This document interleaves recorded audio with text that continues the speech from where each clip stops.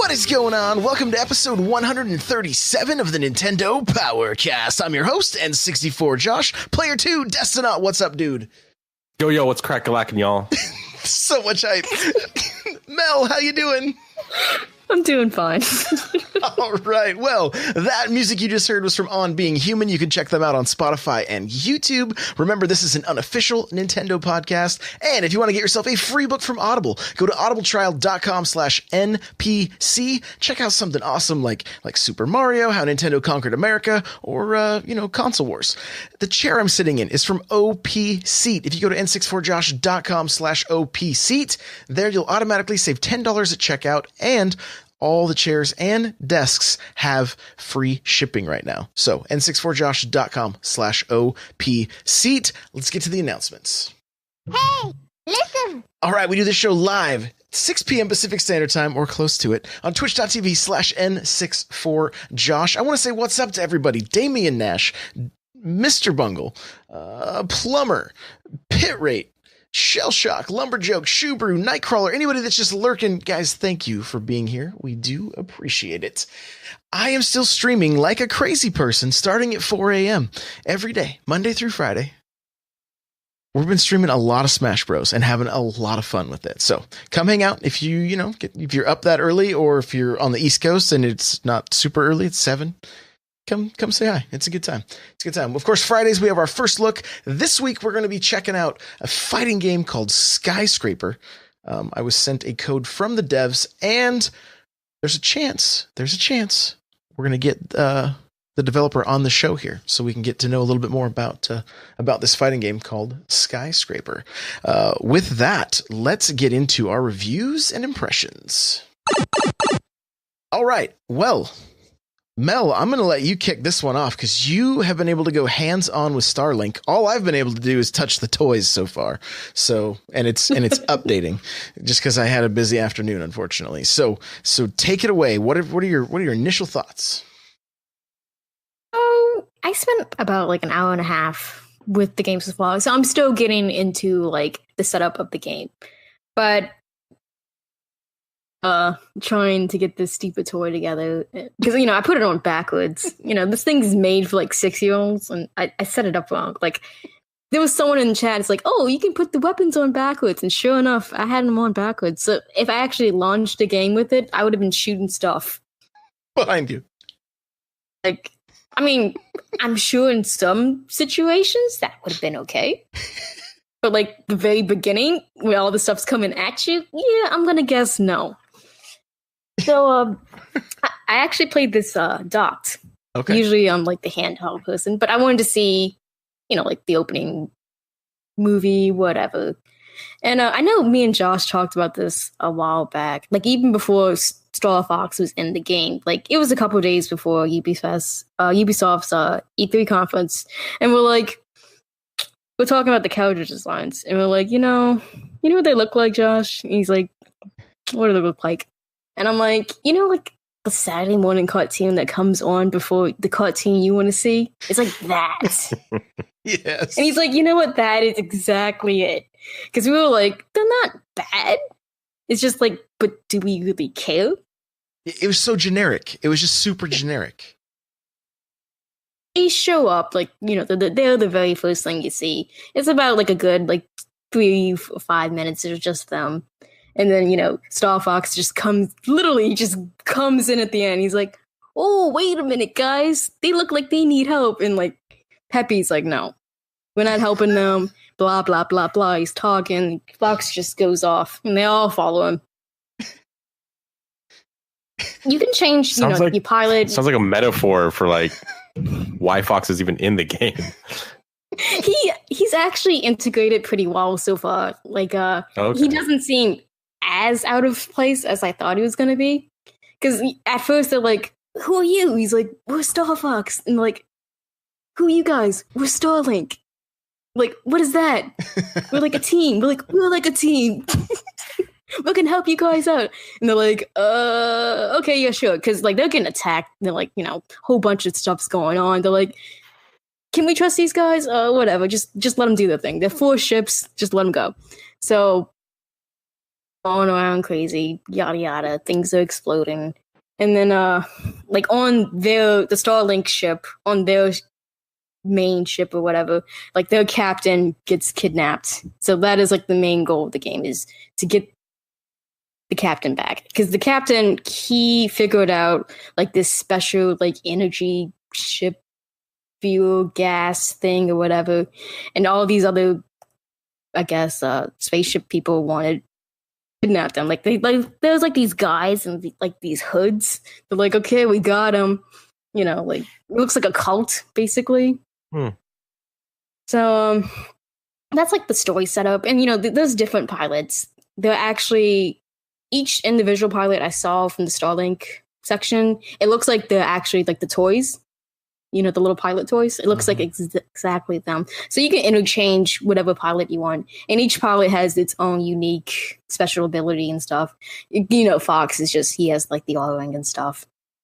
So I'm going to be using that because I'm not going to change it. Because like I got the physical bundle. You know, I got like the main Starlink dude. I don't even know his name. But I mean, I'm not using that. Is his name Luke Starlink? Luke Starlink. Maybe he's like a Hank or something. He looks like a Hank to me. I don't think he's Hank though. He looks like Hank Hill. Like, I mean, he has like the. Does he sell like propane? Younger hair. Space propane. And propane accessories. Space propane and space propane accessories. Get it right, man. Sorry, my bad. Teacher Hank. Sorry. Okay. I've been to, I think, one planet so far, and I'm actually surprised by this one little planet I've been to, because yeah, there's like a little objective thing, and there's the classic Ubisoft tracking meter thing. It's like, hey, go here, you know, you keep going and the number decreases. You know, classic Ubisoft, you know, that's in there. I mean, I'm not going to complain about it in this game because, man, I'm going to get lost. But there's a lot of little things on this one planet that I encountered so far. And I was searching around, I found like some random little treasures. You can, you know, upgrade your ship, because like you can upgrade your weapons, you can upgrade your pilot.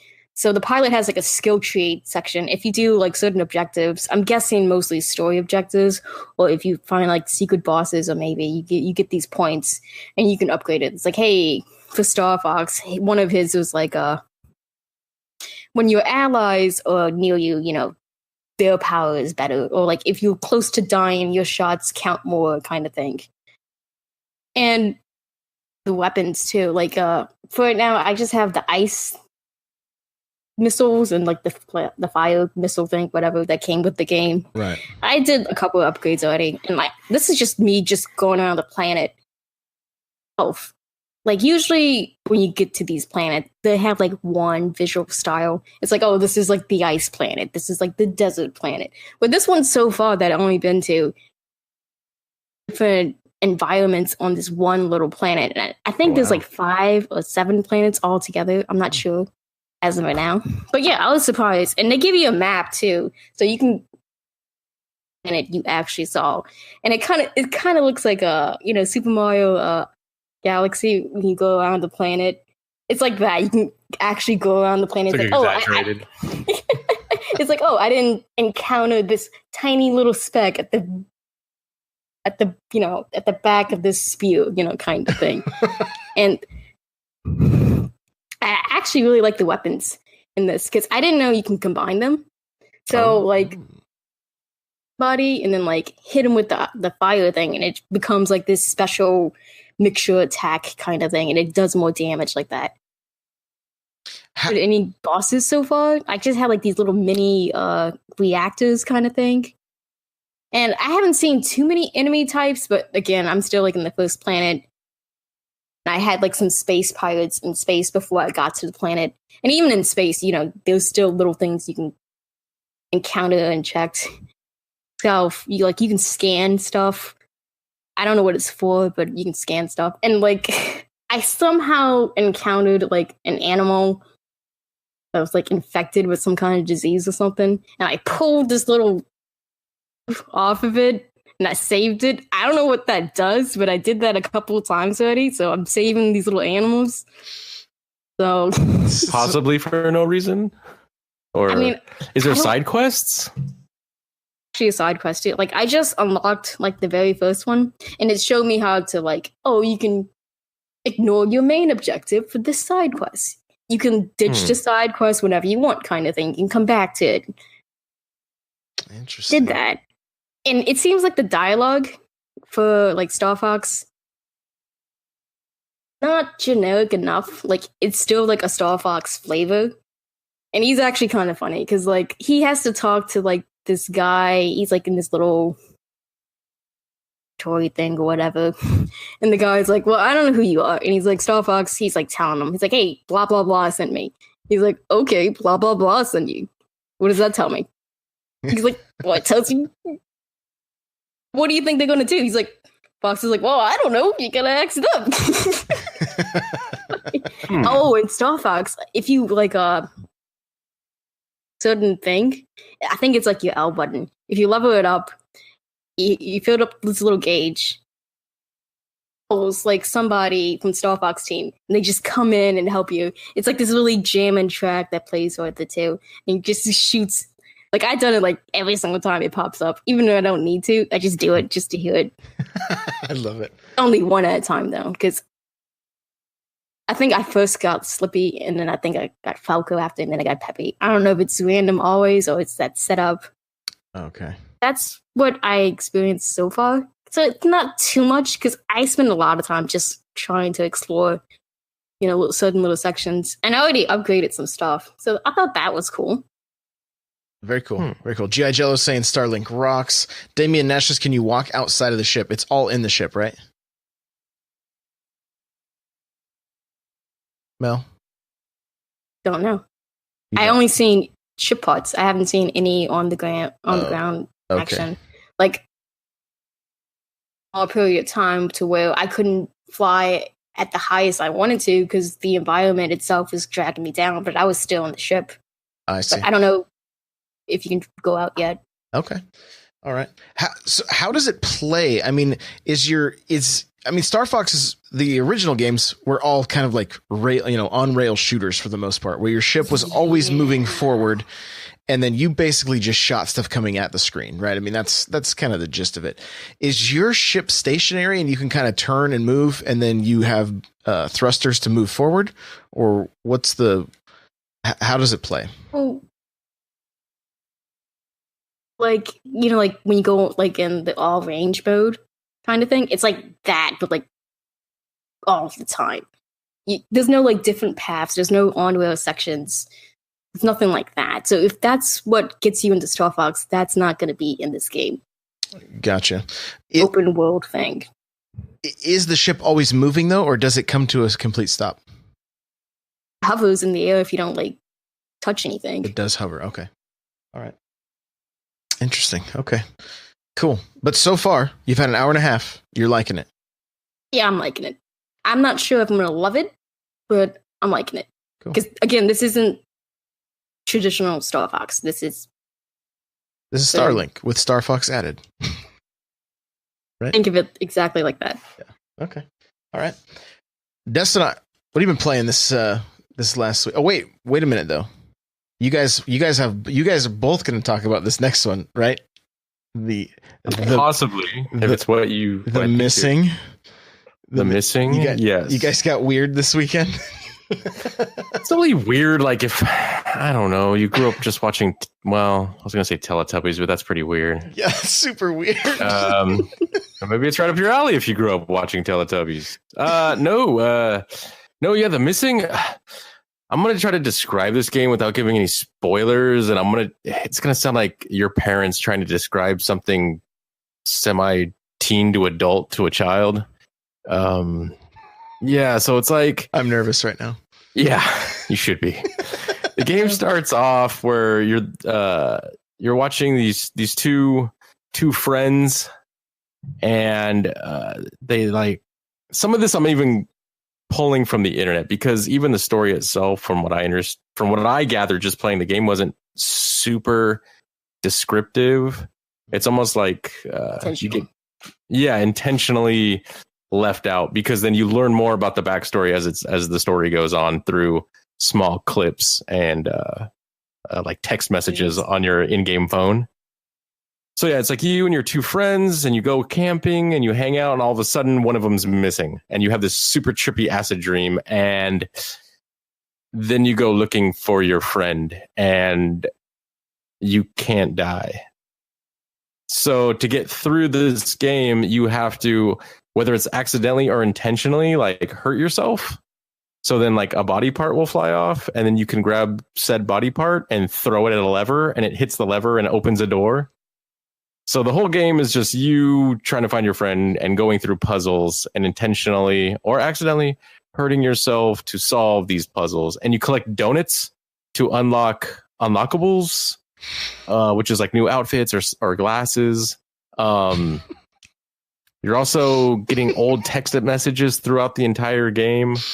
And some of them are like from your college professors, some are from friends, some are from like this like bro dude who drives even like, it's very descriptive. I'm talking like, yeah, I drove like a 2008 Chevy Camaro, and like he makes YouTube videos of it. Yeah, it's so good. Like just like the meta of the game it's very in depth, and even like the teacher, he's like, oh, I got this thing this weekend I got to do. I'm not going to show up. And she's like, oh, Comic-Con? You know, he's like, how did you know? Like, I'm sorry if you think this is spoilers. This literally all happens within the first hour of the game.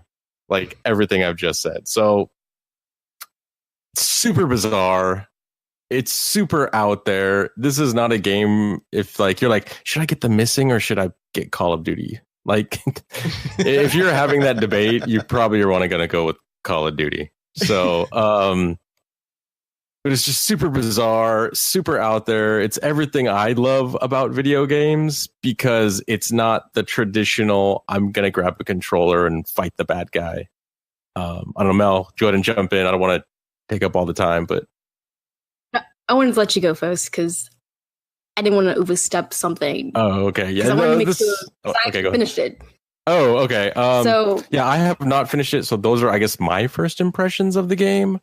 But this game really scratches that itch of like what isn't a traditional video game. And I know lately video games have been like, oh, gaming as a service and season passes, and this is like this is the future, and you're gonna pay for every tiny little thing. And this takes me back to that feeling I got with and I hate to keep going back to this game, but Nier Automata, because Nier Automata for me is like that's like my 11 out of 10 game. Right.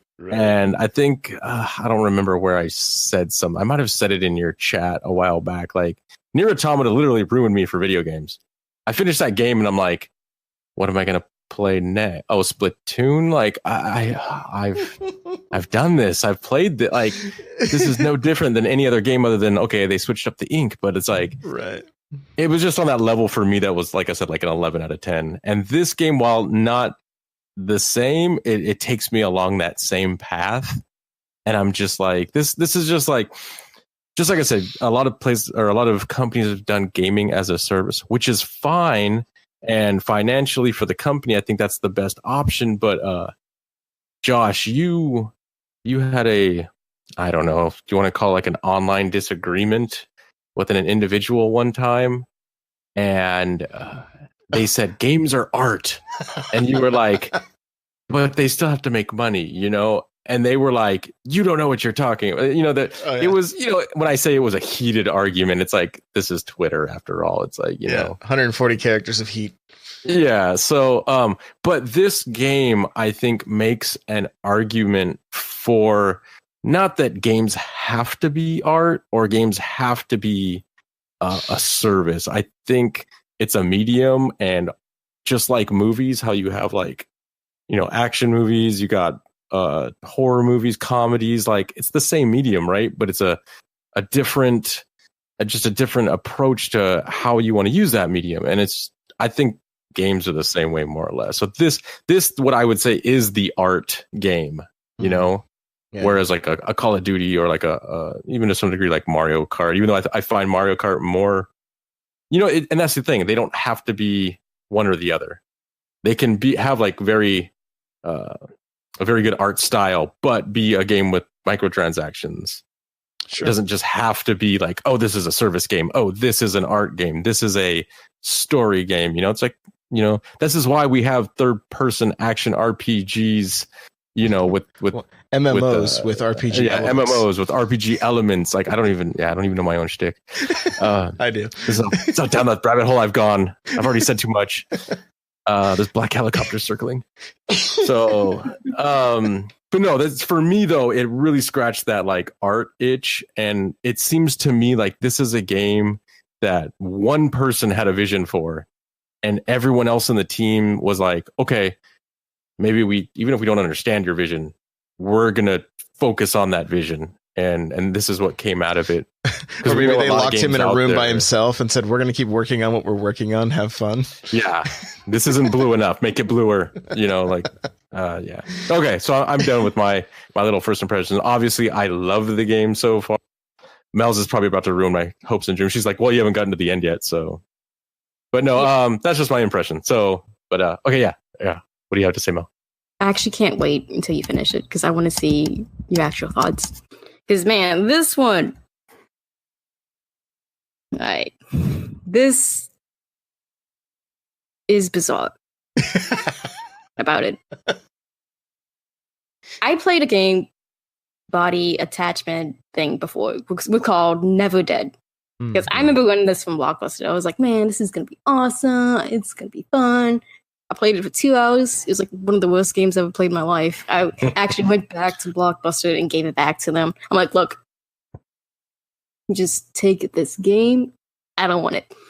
So this whole ideal of the whole body thing, yeah, it's disturbing. Yeah, it's still out there, but it wasn't enough to put me off this game. And the first like hour or so, like, man, and I played this on break too. So, like, people noticed, like, my reactions to this. And, but, well, you're on a train, and you have to light JJ on fire. And there was, like, this one little tiny water thing, you know, just putting her out. And I was like, oh, my God, just stay lit. Everybody needs to stay lit. And then, like, a guy walking past, you know, the room. He's like, yeah, stay lit. Woo! Woo, bro! He came over and did like some little hand, you know, fist bump thing. You know, I couldn't do it, but like, I couldn't explain to him like what I was doing. Did he put his fist out and you shook his fist? Tell the truth. No. I did like the top, you know, the bottom, and then like the middle. But then he did something else added after. I was like, I don't know what this is. But he's like, yeah, stay lit. That's a positive message. That's what you need to do. And I'm playing like this really depressing game here because the game actually opens up. It's like, hey, that pop up. One of them, the first one I think is like, it's okay who or what you are. So you're like, okay, whatever. I don't know what that means. And like the next one's like, hey, this game's going to deal with suicide. This game's going to deal with body attachment thing. It's going to deal with depression. It's going to deal with identity crisis. And it actually does all of these things. It's just done through a slow-paced message. Most of these story parts do the text messages. And like the first couple you get, they're just like mostly silly, you know, kind of thing. Like the Star Wars thing he mentioned, the guy with the car in his YouTube videos, like he pretty much begs you nonstop, like, hey, watch my latest video, comment and like and subscribe. Like he's doing like in almost all of them. So he was the guy at work that fist bumped you. maybe he was. So, you know, and then this is sounding like an episode of Black Mirror, by the way. I just want to throw that out there, like. So, you know, you slowly get the story through these text messages. And you mostly get these text messages like after you complete a certain section of the game, or you get like enough donuts. Because like the main objective for like side quest stuff is like to get these donuts. They're called sleepy donuts, you know. They're just donuts, you know. You don't think much of it. But you can get like alternate costumes, you can get gallery artwork, and if you actually get all of them, you get something really, really nice. But I can't spoil that because that way. Now I have to go back because I've already missed like 2 donuts. Great, thanks. I missed like a whole bunch. Like I missed like 60. So when I was finished, because you know those sleepy donut guys, they give you 10. I missed like 4 of those. So I pretty much myself. Yeah. So because that's another thing. Like you don't really know when a chapter kind of ends because it doesn't flash on the screen. It's like, hey, chapter 2 is finished.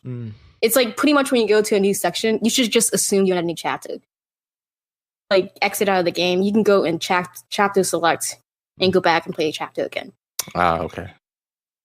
So, while playing this, I just felt awful. Just seeing this poor girl just yell, tell like when she's getting put on fire, or she breaks her neck, or like. Oh yeah, it's actually really done. Yeah.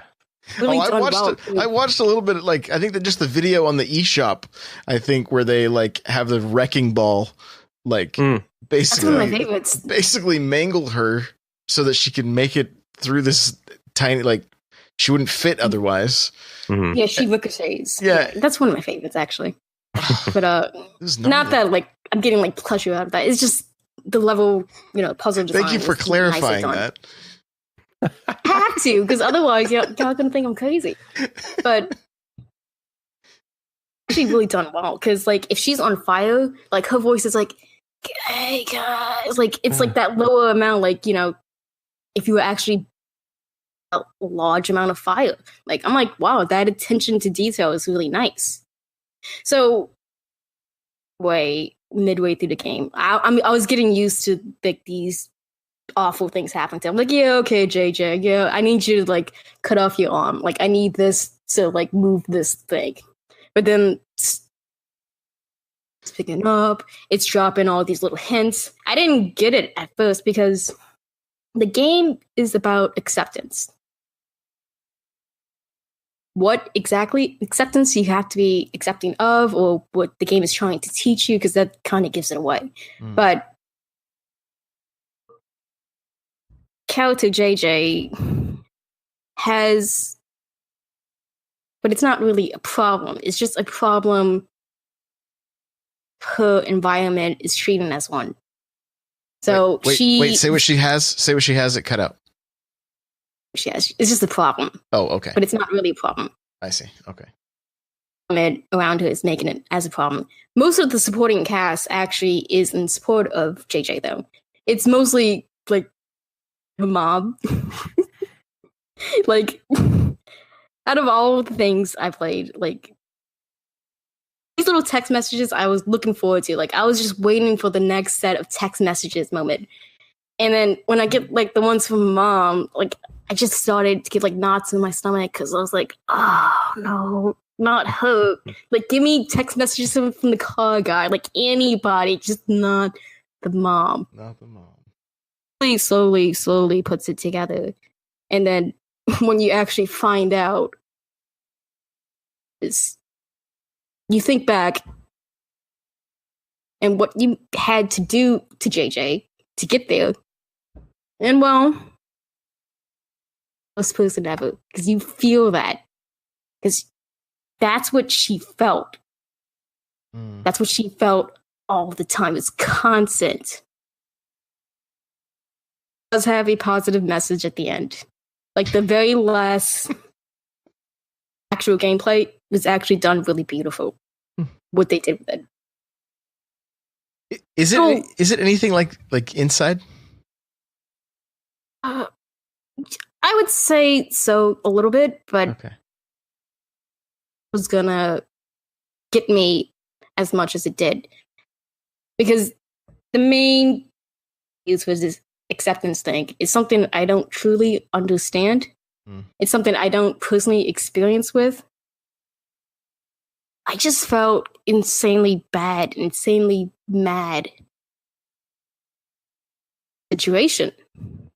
Like, she did not deserve this. She did not. I'm mad. Yeah, she had people supporting her and helping her, but it like wasn't enough. Against her.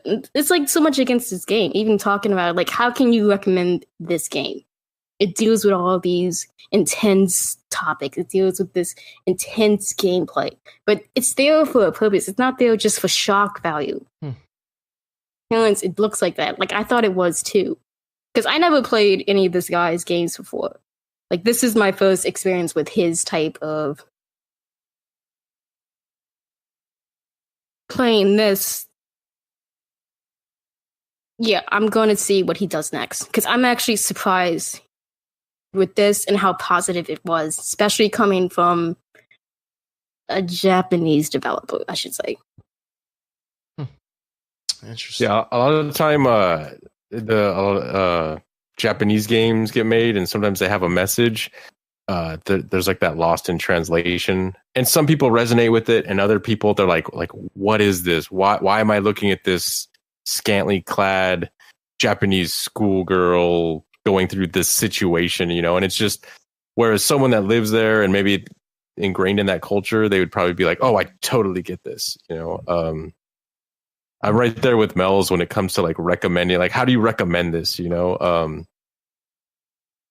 one of those things where I would recommend it to anybody, only because what I got out of it, or what, I'm not done with it, but it's like, what I get out of a game like this versus what, like, say Josh might get out of a game like this versus like what Mel's might get out of it could be totally different. And I think it depends on like your life experiences. Like for me, the first game that I got emotional about, and it was a very brief emotion. I wasn't like bawling, but the first Mass Effect game, and I went through it, and I don't know. Can I give spoilers about Mass Effect? Has the statute of limitations gone up? Okay. So at the very end of the game, there comes to a point where you're with your buddies, you get this squad together, and you defeat the evil, and everyone's triumphant. Well, then your character, there's like this event that happens, and it looks like this person gets killed, and it's like the cavalry arrives, and they're like moving the debris away, and they save your two friends, and the one guy's like, where's Shepard, and the character like shakes their head like, oh, like Shepard didn't make it. And at the very end, like the guy sees some movement off in the distance, and like the music ramps up, and we finally got to a point in video games where like the technology was good enough to show like facial emotions. And it's like everyone gets surprised, and then your character comes like limping out of the rubble. And it's like at that point, the music is like at its peak, and like you can see these people are happy, and then your character like gives like the smallest little smirk. And like I didn't cry, but like I'm just like, oh, I got a little extra moisture in here. Like, what's going on? But like, I don't know, Josh, you've played that game. Did you get that emotional at that point, or was it for you, it was just like, okay, cool, I beat this game? Or how did you feel in that circumstance? I'm guessing not much, because I don't even really remember it. Okay, so see, it didn't strike the same chord. But is it there different endings? Is there different endings with that game? Josh isn't real. Well, the good ending, bad ending, who you choose to pick for your crew, it's the same, because the part, you defeat that guy at the end in the space station. Yeah. And I'm talking about Mass Effect 1, not 2 or 3. It's just been so long. Even though I beat the game twice, I don't even remember. I got like all the achievements on that one. That's like my only 1,000 point game. The only game I got emotional on was Super Metroid when I was like 12. Like at the very end, I'm like, what? You used up all your emotion there. That was it. That was it. And I was like, Dad, my Metroid died. He's like, shut up. What's a Metroid? Yeah. So, I mean, just like Mel's, like she said, like, I can't wait to see what's next. Like, I can't wait to finish this game, because I want to talk about it with you after you're done. Yeah, because I mean, like I said, already just seeing this game, and I know we talked briefly about, because I was like, wait a minute, isn't this the same guy that I was like? Well, actually, I was like, doesn't this looks like something that the guy from Deadly Premonitions would do? And you're like, it's the same guy. So I'm like, okay, because I never played Deadly Premonitions, and most people here might not even heard of it. And they're like, you're just making up stuff. But yeah, like, what is this fake game you're talking about? But no, if you look it up, and if you have no interest in actually like, I haven't played it myself, but I've seen videos, and I'm just like, this is like the bizarrest episode of Twin Peaks ever. Like No that's Twin what Peaks that stuff game in this is. game. So that's the kind of like, I guess, mentality that went into making this game. So yeah, I'm excited to finish it. Now that Melza says she finished, I'm gonna have to go like pull an all-nighter. Yeah. So, yeah. And you actually get more out of it if you play it again too. You get some extra little text messages. Oh, and cool. It implies more story. Because I'm like in the middle of my second playthrough, and the second playthrough actually goes pretty fast because you get the ability to hurt yourself, like and set yourself on fire. You can pull off an arm. You know, you don't have to like go and pull your body. You know, so it moves a lot faster. What? The story of the game, once you finish it, like the weirdness, it actually makes sense. Like this is not like his weirdest game. It's still weird. Mm-hmm.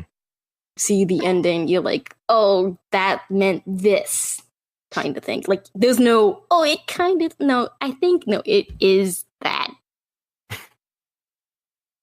Be left with anything. Like any questions after. He's just like, oh, that's what happened. That's why it was weird. Kind of thing. The chat says the ability to set yourself on fire reminds me of NBA Jam. A little different, I'd probably say. Yeah, a little. Not quite the same. You know? So I guess we're just going to keep the theme of like kind of weird games going because I played The World Ends With You on the Switch, and I love the story of this game, even though there's a lot of reading. I know, everybody don't faint. Okay. It's very bizarre. You're kind of just thrown in and you're like, what is happening here? I want to understand. People are vanishing. What are these reapers? Like it's like you really kind of don't know what's going on. The controls are where I'm having the biggest problem. And I've talked to a few different people online. Some people are like, oh, I got used to it after a while. And like, I don't know. Is it bad that I don't want to have to play a game where I have to get used to something like using the Joy-Con as a pointer on the, if you want to play docked? I don't know. It just seems really strange to me. I had a number of different people. Some people agreed with me. Some people told me to shut up and get over it. Some, it's just, Twitter, right? So Isn't that classic Nintendo though? Well, this is Square. This isn't even. Yeah, I'm just saying, like, oh hey, get used to a new control scheme. I don't. A minute, and I was watching it. Say that again, Mel. I don't like. You were streaming it. I was watching you, and I was watching the pointed control thing, and I was just watching, and I was like, "This is weird. Like, I don't know if this is gonna work." Most people would be like, "Yeah, I'm not gonna try this. I'm not gonna buy it." But like after seeing that, like I kind of see if I can do it or not. Like I want to see if I can do it. Yeah. So I'm actually more interested in this stupid game now because it's awkward, unorthodox control style. You know? And I mean, I actually don't want to be like too negative about it. Like it wasn't broken. It wasn't like, oh, I can't play this way. It was just one of those instances that I haven't felt in a long time, like since the Wii or the DS, where it's like, no, you're forced to use the stylus. You're forced to use motion controls, right? Like it's the lack of options, I think, that's the most frustrating. And it didn't feel super natural. I mean, it worked, but you're literally trying to like hold different buttons down and swipe on the screen at the same time. And then you're trying to do stuff in a rhythm so that the other character with you can do some attacks. And, it's just, I didn't get a chance to play it handheld. I really wanted to before we did the show, but it just didn't work out. And so really fun story, very intriguing, like sucks you in immediately. Like you want to know more. You want to know more about you can see there's, the main character is like this angsty teenager with some depression, and you're just kind of like, what is going on here? There's just a lot of questions, a lot of intrigue, and then you've got this control scheme that's just kind of like gonna take some getting used to. That'll be the best way to put it. It's gonna take some getting used to. So overall, like I'm not gonna give it a review. I'm not gonna give it a score. Like if you want to try to get used to the controls, then the story is awesome. It is good. And I remember the story being great from the first time I played. I didn't make it all the way through it, but I remember it was the story that was like, no, I'm going to keep doing this. Like, I'm going to keep going. I'm going to keep going. So, and the game's selling okay. And I think everybody has kind of these expectations like, okay, this game needs to do well enough so we can get another one. Cause there's, some people wanting a sequel. Well, it's like, I don't really feel like it's the consumer's job to like go, well, I'm going to buy this even though I don't really like it. But that's how, very niche fans feel. Yeah, it is. And it's, a niche within a niche. I guess if you really want to try this game, but you don't want to drop the $50 on it, pick it up on your phone. It's also on mobile. So there's a way you can do it. Or if you have an old DS laying around, you can go find the DS, which to me is the better way to control this game because it actually controlled well with the D-pad and the stylus, which sounds strange. Even though you were forced to do that, it worked, So this should have been a 3DS remake. This should have happened. Yeah, that would have been good. My hot take on this, but I'm still want to try this little control scheme. Yeah, and give it a little time. It may you may find some used copies, where you can actually. GameStop's typically got that 7-day policy where you can try something out. GameFly, that's also an option. GameFly is another option as well. So, yeah. The last thing I wanted to talk to before we get to the news is I did spend more time with Super Mario Party, and we jumped into. I was trying to figure out without looking it up. I was trying to figure out how to unlock the other characters. I still haven't found out how to do that yet. And there's a few different things that have kind of intrigued me about this game. One, you have this area that you enter once the game starts that you can choose the different modes. Okay, you can choose your board game, you can choose the rafting game, which I'm gonna talk about the rafting game for a second. Really fun.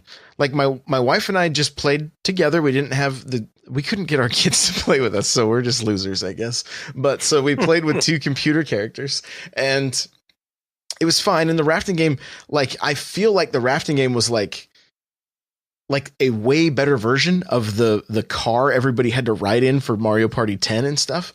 But it was done right. Like you have to paddle and avoid obstacles, and there's different paths you can go through, and you hit balloons in order to play mini games that you have to play.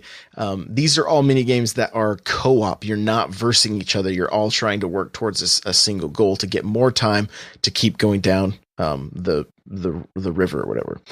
Really a fun game mode. I was very impressed with it. I was like, this is a great addition. Right. I was happy with the board seemed a little bit small overall, but just playing a regular traditional Mario Party, I was like, oh, this is great. Like I was loving it. Then you add this mode. I'm like, this is even better. Well, then we got into the other modes that you can play, where you lay the Switch down on your table and play that way, or you can do it in tabletop mode with 2 switches. But 3 of the 4 games you can just play on your television set. You don't have to play, like handheld or, like tabletop mode or whatever. There's a baseball game that's like almost like an old school, like mechanical arcade kind of is what it was, kind of like an arcade game in a way. Like you have one character that moves a lever back and forth to move the, like would be your shortstop and your second baseman or your outfield, whatever the case may be. It's just 3 areas, like they're giant gloves. And, if the ball goes into them, it falls into one of them, it's an out. Right. And if it misses one of them, if you can hit a single, you can hit a double or, a triple or home run, that kind of thing. And so my wife and I were playing this super simple version of baseball, just going, this is super fun. Like we were having a great time with it. And then there's other puzzle. You've got to like, create 8-bit characters with like, you got 4 puzzle pieces that show up. You got to put them together. We had a great time with that one. And then I'm actually trying to remember off the top of my head. I can't remember what the other one was, but I know we were digging all of them, but the baseball really, really stuck out to us. So the more time I spent with that game, the more I like it. Still frustrated with online. Online is still a huge missed opportunity. So that's where we'll leave that. But The rhythm games. Yeah, we did try the rhythm games too, which were interesting because you stand up and you have to. You would think, like, when I saw it just from the little area, I'm like, oh, this is like Just Dance or something. That's kind of the impression I got. No, like, you've got to like yank a tablecloth out from off a table with like crystal glasses on top of it to the rhythm, otherwise the glasses fall, right? Things like that. Like, it was quirky, it was goofy, but it was fun. Oh, the other game was a tank game, which we only had 2 people playing, and that had potential, but only having 2 people, it was like, you need 4 people for this. That's just kind of the and even if you had the second Switch and could change your map up and make it a little different, might even be more fun too. So overall, you can actually do that. Yeah, I could. I just have to buy another copy of the game, and I can't even get my kids to play with me. So, super fun. That's great. I just got to get them off of Instagram for a minute. Right. Like, hey, you want dinner? You got to play this Mario Party game. Exactly. Right. There we go. I think that's illegal. Yeah, I think so too. Only if you announce it. Yeah. That will not happen. My kids get their dinner all the time. Let's let's get to the news.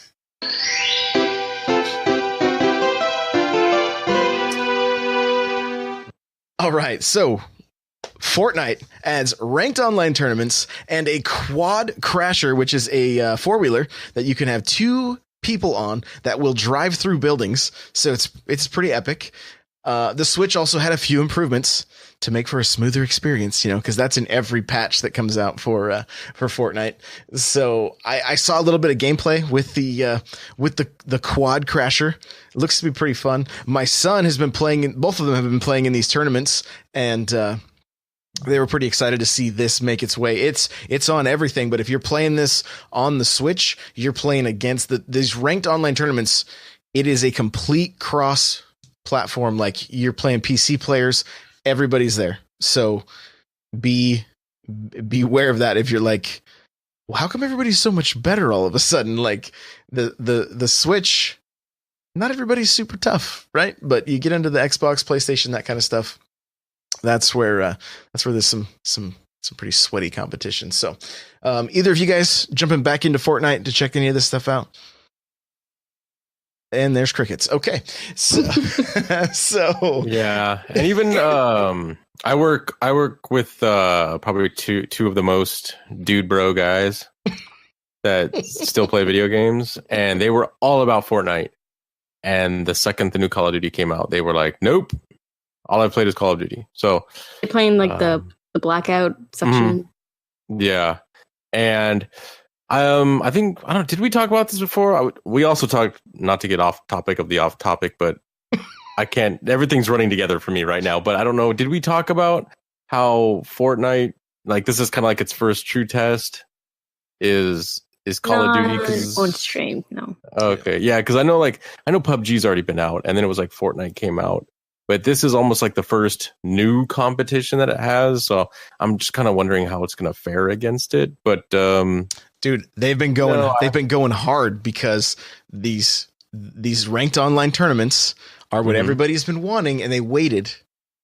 I noticed that until now, right? Until now, this Quadcrasher looks like a mongoose from Halo, so that's got some appeal to me.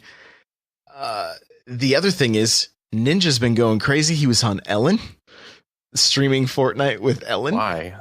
It's just more eyes. I think against Ellen, right? I'm just like, wow, that seems like a total. It's just dinner streams the other day. Like, even after he was not on the show, like, she dropped in on the stream. It's like, hey, Yeah, but he's also been playing Call of Duty. Oh yeah, yeah, and he's been playing. I mean, they played Mario. Him and his wife played Mario Party together too. They streamed that. He can only do one thing. What's wrong with him? No. But I mean, you can tell that Fortnite is going to be tested. I mean, H1Z1 was tested by PUBG, and PUBG won it out. Yeah, I would say Fortnite beat out PUBG, but PUBG's still around. It's not like they've disappeared, right? Yeah. And I think they're still a successful company.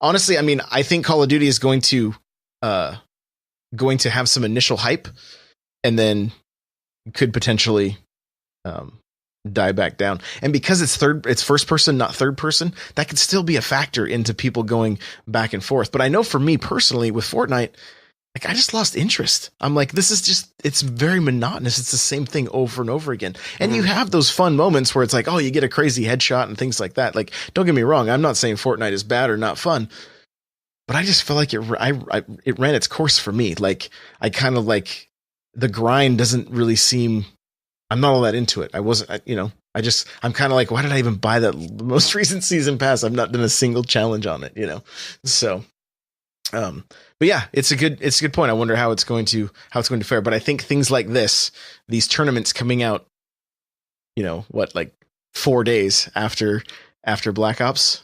I mean, that wasn't by mistake. I can guarantee you that. Even 4 days. Hey, they were nice, Yeah, right. They gave him the weekend. Yeah. So, but you say it all the time, like the competition, like in the industry is good, and this is a solid case for that. Yeah. Well, and like, would we have gotten this eventually? Yeah, I'm sure. But the fact that now there's a competitor, oh look, here's this other mode, or here's this other map pack, or here's these other features, and then what does Black Ops do if that competition is still there and healthy? They're going to come out with something, and then it's just going to go back and forth. And in this case, this is whenever the consumer wins. You might have to pay for it because hey, we live in that type of world now. But yeah, I think it's good for both parties. And the other thing too is I just wonder if the games are different enough that people will play both of them.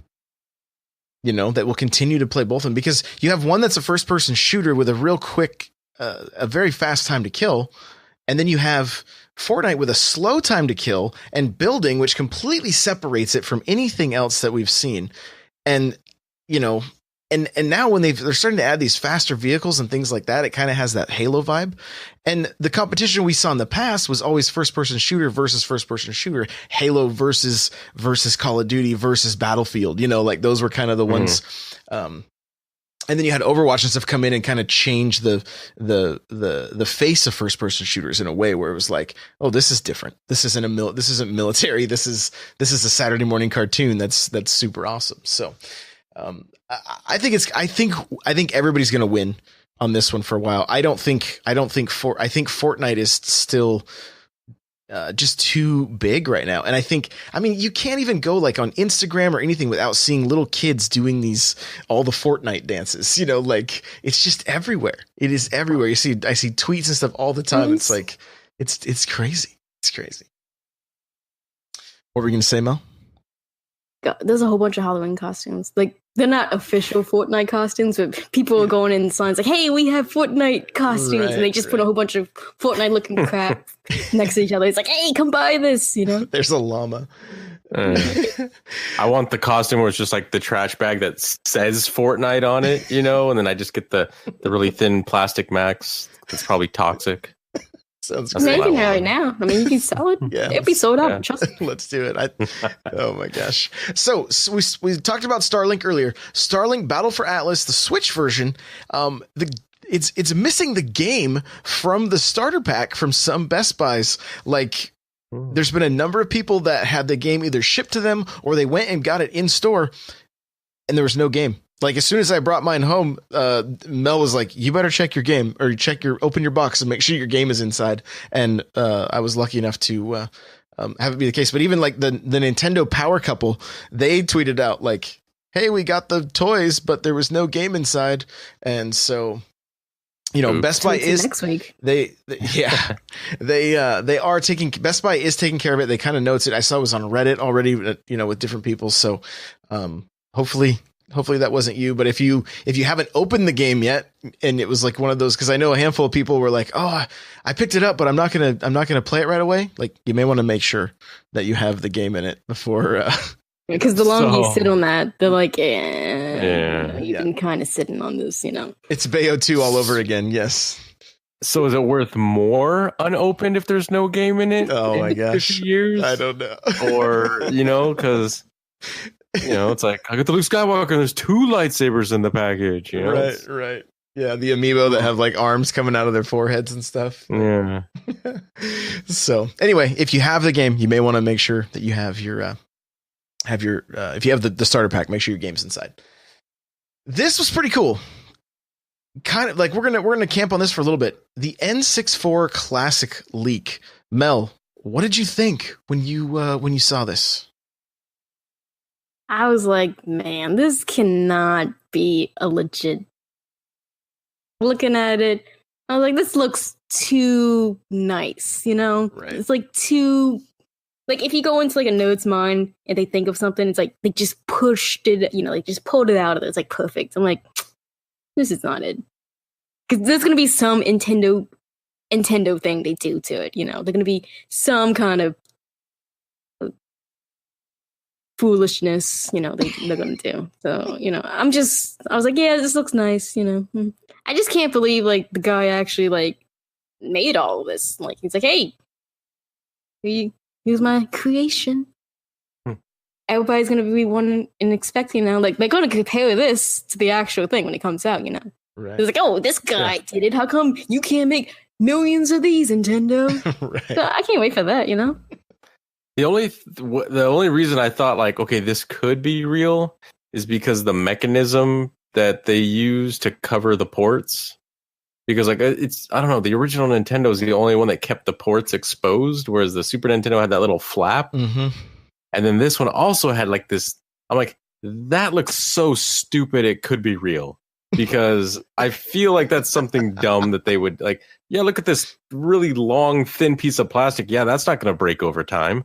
You know, like I don't know. Like, it's like they expect you not to use it almost. Like it's like, yeah, this is going to sit on the shelf. We already know it. You'll play it once and then you put it back. I think to your point about that thing coming out, like the way that cord is plugged in. I'm curious on what is happening to the cable if that is the way. Yeah, it's going to put tension on that. A lot of tension because it looked it was off. You couldn't see it. The picture was cut off. But if you looked at the other ones, the original ports just pulled out, and then they were hidden behind all four, and it showed 4 slots, which was cool. But I'm like, does that little port fold down also so that there's not tension on the cable? Because I don't know. It just seemed that's the part that seemed that was very strange. There was so much detail on this thing though. Like the amount of detail was kind of crazy. So if it ends up being fake, like bravo. This is Pretty sure it is. This is crazy, but a lot of detail. The thing that would make it a 10 out of 10 for me is since, you know, we have like these little thumb drives now, these little flash memory USB sticks. Yeah. Like, what would really make it like a 10 out of 10 is if you pull that cover off and it's got the expansion port and that's actual RAM that like plugs in, that if you remove it, you know, and you go to turn your system on, it's like, oh, error, fatal error. Yeah. If it came with the interchangeable like expansion pack, the jumper, that literally was double the memory with the jumper and the expansion pack. That'd be sweet. Oh man, go ahead, Nintendo. I know you're listening. I would lose that probably, or somebody, you know, little kids everywhere losing. I too. He's like, just in case I lose this one. The only way I think they can make these systems better, and who knows, maybe they'll come out with the deluxe version next year for twice the price. Don't give it. Is if it was actual little carts that actually were the games, like a DS cart. I don't know what that would do for the used GameStop market, but because they just started getting back into that. Because before, like years ago, they're like, we don't want this N64 crap. We don't want these PlayStation. Now it's like, please give us them, please. We need them. I often thought with these classic systems, like if there was a place to go, similar to like what we used to do with Animal Crossing and the Game Boy, where you could transfer the game to your Game Boy and then play it on there. But like they are so against emulation and things like that. Like, why not sell a memory stick that you could plug into the back of it that has more they could easily add games to these systems, you know, because other people are, right? Other people are no problem. So it's like the first thing you're doing. Yeah, exactly. That's they get the entire library on there. So, I think not to harp on this too much. I know your stance on it. It's but like you said with the emulation thing, you know, and it's like they're against it. But my personal belief on that is like the reason why people do it. It's because they go for like the easiest route, you know. Sure. Like look at iTunes. Why was iTunes so popular? Because you could get just about any song you wanted for like 99 cents. Yeah. It was almost easier to just give Apple the 99 cents than to get in your car and go buy this. It cost you more money to get in your car and go buy this at the store. Sure. So yeah, if Nintendo made, it's something that was just like the Super Mega Pack, you know. Well, even and Benji's saying $60. Benji's saying I don't want a thumb driver, and that's fine. I'm sure they could put a website together that you plug your system in, you download the games that you want for it on the system, and then play it, and then go back and do the same thing and charge a Netflix for it, charge something, and get the other. I don't know how it's. I mean, there's so much the business side of all this, right? All the licensing and everything. It's just you're never gonna get everything. There's just no way, like Ninja Turtles and stuff like that, So Totally not. No, it's not happening. The licensing is just lost, unfortunately. So dreams, but we can dream. I want to get an announcement. We haven't had anything official, right? All we know is that there's like some trademark stuff or patent stuff, and then these pictures, we don't know if they're real or not. Fingers crossed, I want to see the console wars with the PlayStation 1 and the 64 this holiday. I think it would be great. I don't have it in my notes here, but I did remember seeing, and I don't have a ton of details, but supposedly, and if Pudding is still in the chat, he might be able to help me out here. On the 18th of October, Mel, do you know where I'm going with this? There's something with Nintendo of Canada. Yeah, I saw that, but I had no clue what he meant. I don't know if it's a Pudding Canadian thing or if it's actually something worldwide or something announcement. Well, he mentioned something about having to go to a mall, so I'm not entirely sure. He may be able to answer it while we're maybe in it's chat. like a mall tour, like we have those every now and then, Mall tour. So they teased an event to Arcade in Montreal. So which is a barcade. So I mean, who knows? Maybe they're showcasing the Mario Kart machine. That they've the VR or whatever. The ones you sit in and you like put your hand up to grab your shells, things like that. Like, who knows? Maybe that sounds like it's something like that. So, but there is something happening. And then, I think we hear it every week, but there's all kinds of rumblings about some kind of a direct of some kind. Like we keep getting like, there's just all kinds of leaks and stuff. Again, nothing confirmed. I don't think it's this soon. It's probably like, I don't think so either. Like the way, Nightcrawler says mall tour. What year is this? 1999. So, but anyway, Tiffany's going to be there. If you're in Montreal on October 18th, go check it out. Let's Go Pikachu has 151 master trainers. Mel, break this down for us real quick. Basically, there's going to be a trainer. I believe it's post game. I think this is the post game. Well, some of the post game at least. Basically, Pokemon is going to have a master trainer of this. So there's going to be some guy. He's like, "Yep, I'm the master trainer of Weedle. If you want to beat my Weedle, you have to use yours." And apparently, they're going to be like, super something. So if you beat them, you become that master trainer of whatever. So it encourages people to use more than a handful of these Pokemon. It encourages people more to not just use one Pokemon, usually a starter, I know none of you guys would ever just play the entire game just using your starter. No, never. No, that's insane. Nobody would do that. But yeah, so if you want to be like the master Charizard trainer, you got to beat that guy's Charizard, stuff like that. So you can collect all these little titles. I'm sure you're going to get something. I don't know how difficult they're going to be, but they should be in the actual game, like the main story, because that's what it sounded like to me. So that's a little fun, news about Pokemon. We are exactly 1 month away from it today. So close. Interesting. Let's get you Get your Pikachu, get your Eevees, all that fun stuff. Get your Mews and your Pokeballs. Right? I so want to be into this game. I just can't be. It's just not. It's not at my core. I'm gonna try really hard. I'm gonna try. I was just too old when it came out. I don't know. I can't. I tried. The closest I got was Pokken Tournament. I love that game. Yeah. Best digital version of paper, rock, scissors ever made. Right. But I mean, yeah. It's not the same. So, and then Pokemon Go has a few Gen 4 Pokemon that are now in the game. And I found out today that I can use... Actually, I found out over the weekend because these guys gave me a lesson in Pokemon Go after we got done streaming on Friday, which it made for some good laughs. But I can have the app running on my watch, and I do like 10,000 steps a day, no problem.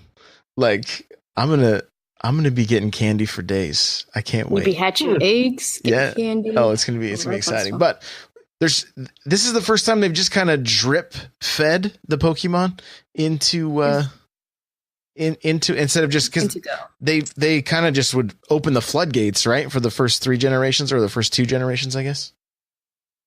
Just about, yeah. But for this one, for some reason, they only gave us a handful of these guys. I'm not exactly sure why, because Gen 4 is not lacking in numbers. Gen 4 is...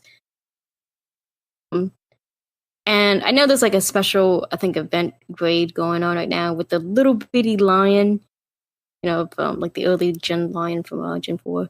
I don't get it. I guess they trying to tie this into like maybe a Halloween event, like maybe the ghost type Gen 4, maybe they don't do something special with them. It's like, hey, they're going to pop up more. They're going to be shiny. They're going to have a special move. I don't know. Like, I don't get why they're doing this. They're like a Mimikyu? Is that how you say it? That's it, right? That one is a ghost type. It's called one word. So I'm glad you stumbled backwards into that. I'm very glad.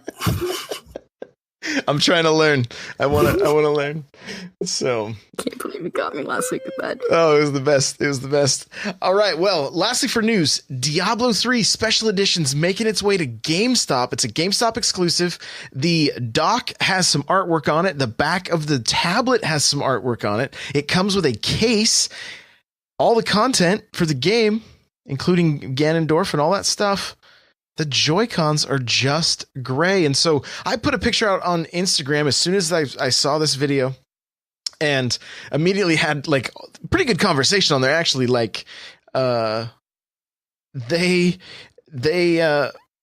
like, I don't want Joy-Cons because I don't want to buy this. Right. Some people were thinking like, oh, but it's the wrong gen, Josh. Sorry, Rivenbell. Sorry. I'm trying. Some people were worried that like, oh, I don't want like another like neon Joy-Con. Well, I was thinking like, why aren't we getting like black or orange or gold or something with this bundle? And it's just the gray ones. I don't understand. Like, I'm not sure. Like, part of me's kind of wondering, like, is this what? I don't know. I'm kind of thankful because it doesn't make me want to go out and purchase all these things, right? And Mel, you're kind of in the same boat, right? Like, you were like, if it was different colored Joy-Cons, maybe, but other than that, it's not all that appealing, right? Yeah, and like even with these Joy-Cons, we're seeing them bundled on later on just by themselves, or like in Play Asia, like we can get the fancy Mario Odyssey ones. We don't have to get that Mario Odyssey bundle. Like that's good for us like nerds, but like your average person, so like, oh, I need this bundle. But like for us, we're like, yeah, we can wait stuff out a little bit. We can try to play this market game here. Just a bit.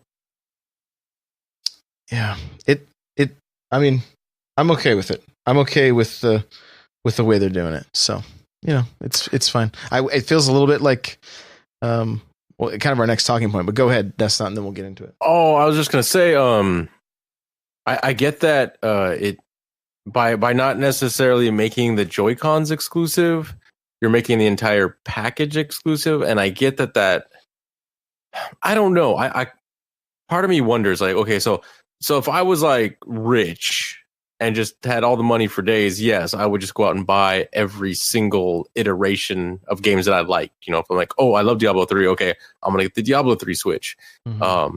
Or, you know, what was the one that came out in Japan only, the Monster Hunter? Yeah, which looked pretty Switch. sweet. Like, look really cool. So it's like I get that, but the average person, I don't think, is just going out and buying their favorite Switch bundle, especially once they already have a Switch. I get that if you're planning to buy a second one and that one just happens to be out at the time you're looking for one, cool, you lucked out and everything lined up properly for you. Or your first one, you know? Yeah, but the average person, I think, can drop $60, $80, whatever these Joy-Con bundles are.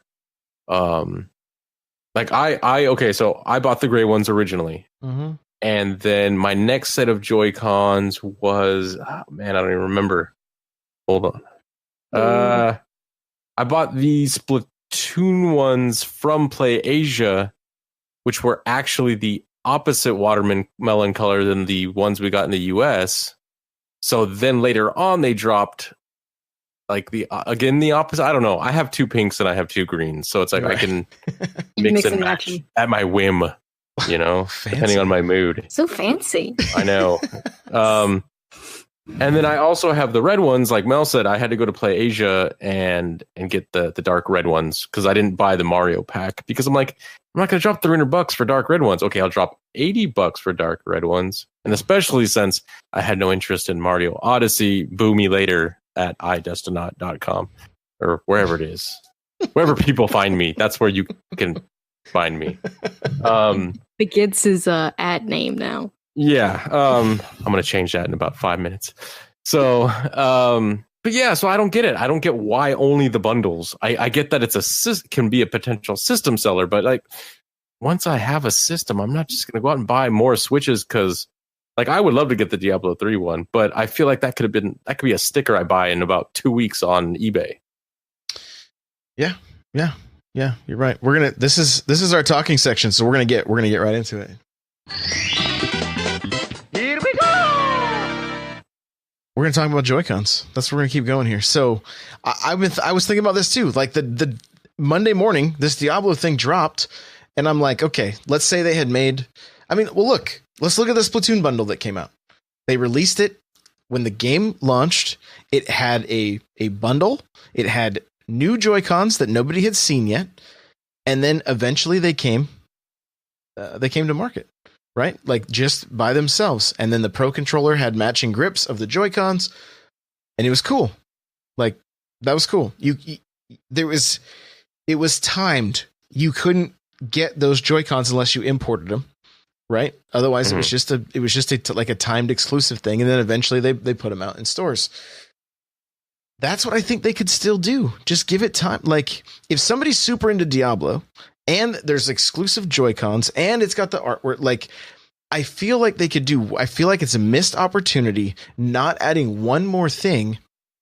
And like Crawler's saying in the chat, he's like, he passed on the Mario bundle because the game was digital, right? Like he mm-hmm. wanted to have a physical copy of the game. So that's also, that could be a deal breaker for some people not. But like, you know, if the Diablo 3 special edition had come out and had like just black Joy-Cons or like a really sweet orange or something like that, I probably would have gone with that over the Smash one, just because the Joy-Cons alone are the most appealing thing for me. Even to sell the Smash ones later though, right? With just the goofy white lines on it. Like mm-hmm. So stupid. It's the whiteout. It's it's just masking tape. It's like a DIY project, you know? So it just seems, I don't know. And like part of me is thinking, and I hope this isn't the case. There was the kind of the rumors about the new, upgraded Switch or whatever. Like, I hope if that hasn't been the case, I hope all we see is just an upgraded tablet that still takes the existing Joy-Cons, and they're not trying to just like dump off the rest of what is the Switch, yeah. And then here comes the new Nintendo Switch, right? Like, New Joy-Con Plus. Oh, don't 4K Rumble. don't do this. Don't do this. So I think it would be weird if they did that, and that would be a first, because even though Xbox and Sony kind of started the whole revision thing, I mean, well, I'm not going to say they started it, but this generation they have the Pro and the whatever. They have three versions of the same console basically in less than 6 years. Yeah, but I mean, I can use the same controllers across all of them, right? That's true. I can use the same peripherals. Yeah, I mean, Nintendo did it all the way back on the NES. The NES had the top loader that you could still use the same controllers. Super Nintendo, same thing. The 64 got different colors, but that was it. There wasn't a model design. They should have changed that one. Yeah, they had the one Pikachu. You could get the Pikachu one that was a different shape. GameCube just was colors. There was not it went from indigo and black, and then they added a silver, and then I believe the what was it, like atomic orange or something in Japan. Spice. Yeah, there you go. Cheese. Yeah. And then the Wii ended up getting that little red slim one, and the Wii U, of course, was like, you don't even get a second model. This is what you get. You get the Switch. The Switch is the second model. So don't get me wrong too, the Xbox 360 and the PS3 I think kind of really kicked off the whole it's different, but it's not. The only thing that was different was the internals until they went to the slim version. And even then the internals were different because like Xbox had a 50% failure rate when they first came out with the 360. They had to change the internals. Yeah. Because otherwise they would have it was already a catastrophe. It's like, okay, literally they were in that situation where it's like, okay, we are literally at the bottom with this thing. We can only go up from here no matter what we do. So they had to do something. To talk about like if there is going to be a new Switch, I kind of feel like that's the direction they're going to go. Usually what they've done in the past, like Xbox and PlayStation, they'll put like a more power efficient chip in there, and they'll put a processor that's actually more powerful, but then they downclock it so that it puts out less heat. More efficient RAM. And I think especially for the Switch, if you start putting more power efficient parts in there, that just means better battery life. Mm-hmm. Like right off the bat as a byproduct. So that sounds beautiful to me. Yeah. And I mean, I think maybe even the screen will be more, even if it's still 720p, it'll just be more power efficient. It'll draw less power. So I don't think this new Switch model that they're talking about is going to be like, the Switch Pro. I personally think it's just going to be more efficient, which even if they use the exact same battery, is going to be now, instead of going 4 hours, it can go 6 hours on the exact same charge on the exact same game. Sounds so good. Mel, did you play the missing handheld or mainly docked? I played entirely handheld. I should have mentioned earlier. Like I did have a little stutter, but it was like loading between like the new section. It wasn't like doing the gameplay. It wasn't doing like the cutscenes. Okay. Because I played mainly fog. Like with the effects. Yeah, I played mainly docked. This game will melt your Switch. Like the fan was going full blast on this thing. So, but that's because this game I think it's a port. I don't think they built it on the Switch because this game came out on every console plus the PC, which I still might buy it on because if I were to make any gripe about the missing, I would just say it's the texture quality. But that's such a minute thing. Like this isn't, like I said before, this isn't the type of game you would play for like intense graphics. But yeah, there was compromises, and I think with a more efficient system that's not melting your Switch, you get longer battery life. Maybe they could push the graphics like that a little bit more because they know it's not going to overheat. But to get back onto the topic of the Switch or the Joy-Cons, yeah, I think they need to step up their Joy-Con game. It's just kind of fun. I mean, some people like collect them, like it just. Some people being you. I mean, even like this is maybe a little bit extreme, but like I'm holding a Joy-Con right now. This is just that D-pad one that has the Zelda artwork on it and stuff. But like, even if even if it was just the gray Joy-Con, but they put the Smash logo in the top of the analog stick for the Smash version, that would have been cooler. That would have just been something different, you know. Right now it's just kind of like, yeah, it's different, but like when I hand the right one off and there's just like a white stripe at the bottom, it's like, what is this? Like, you know, and my only thought is maybe it's going to match with like the Power A controller that they're going to make, the Power A grip, you know, that it will complete the logo for you. But like, come on, really? Like it just seems weird. It seems like a miss. Put like the mask on, like day one, like on launch. I'm just like, hey, I got the Smash. Well, Joy-Cons here. I'm gonna show them up. They're like, wow, you really bought that now? I'm like, no, I'm just paid money for that. yeah. So I would like them to go a little bit more in the direction of like collectibles. Like we were just talking about Diablo 3. Diablo 3, like if you look at the original cover for the game, it's like matte black with like this 3 streaks on it for the 3. And it's got the Diablo logo. But then on the collector's edition, it was like almost like these skulls kind of. But like almost like those skulls were behind like a plastic kind of. It wasn't 100% defined. I see. Like what if the controllers were like those skulls, like totally almost unplayable? Like you're like, this, I can't hold these. Like, like it's so like, you know, in not the Dragon Age, the Monster Hunter ones. What if those were like dragon scales or something like that? Like I can't use these, like, but they look awesome. I'll hang them on my wall. Yeah, like, I would rather have that. Like the Resident Evil 4 GameCube controller, like that big chainsaw. Okay, that was totally unplayable, but yeah, you know, it was more of like a showpiece, right? Like I could put that, especially if you're one of those gamers that's like, I need to skate the line between I love gaming and I still need to have friends. You could put that out on your table, and then someone's like, "What is that?" Oh, it's a movie prop.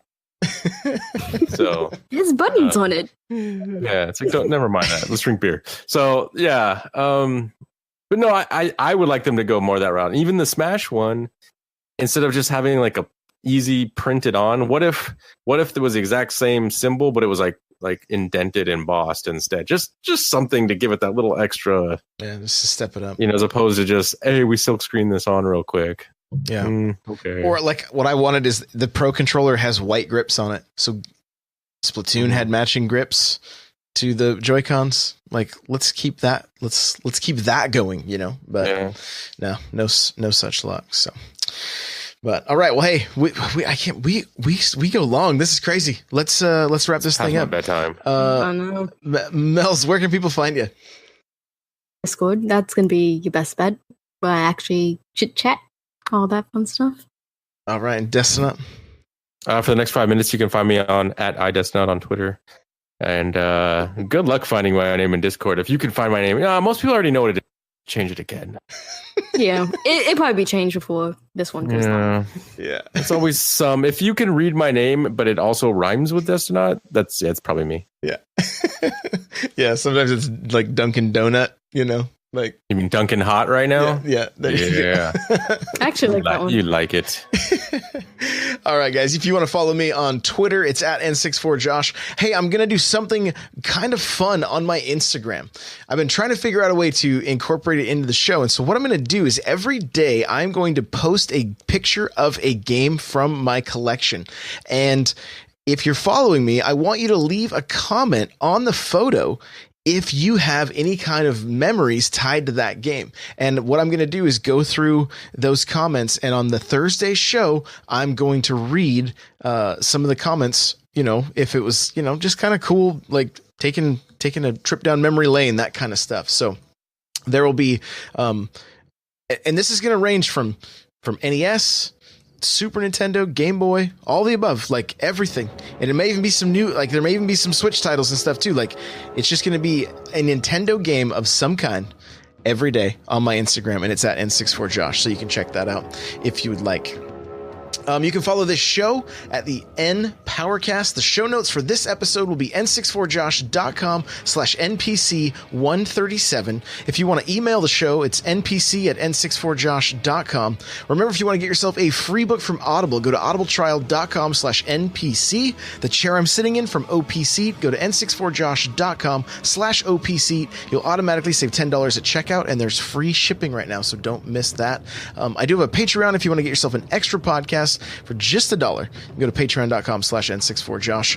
Come and hang out in our Discord. Lots of good people. We've had good times playing Splatoon, Rocket League, Fortnite, Smash Bros. The community is growing, and it's a lot of really friendly and fun people. So that's n64josh.com/Discord is your invite. If you are on Facebook and you like to use Facebook, n64josh.com/Facebook group is there. I'll be honest, I don't get in that group very often because I don't even have the Facebook app on my phone because I don't like Facebook all that much. But if you're there and you want to talk with other people in the community, there are a handful of people there hanging out. Lastly, if you are enjoying the show and you want to rate and review on iTunes, we would greatly appreciate that. Thank you so much. Chat, everybody that's here, Wave Tsunami, Riven, Pudding, Nightcrawler, anybody that's just lurking, guys, thank you so much for being here with us. If you're listening to the audio version of this, thank you so much. If you're on YouTube, thank you so much. We appreciate it. And if you guys have a second, share this with somebody. We'd really, really appreciate it. And that's it. Another long one.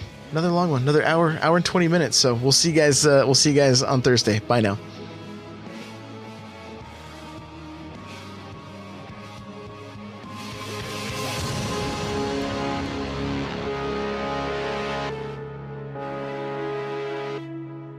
You didn't shut out little girl Scooter.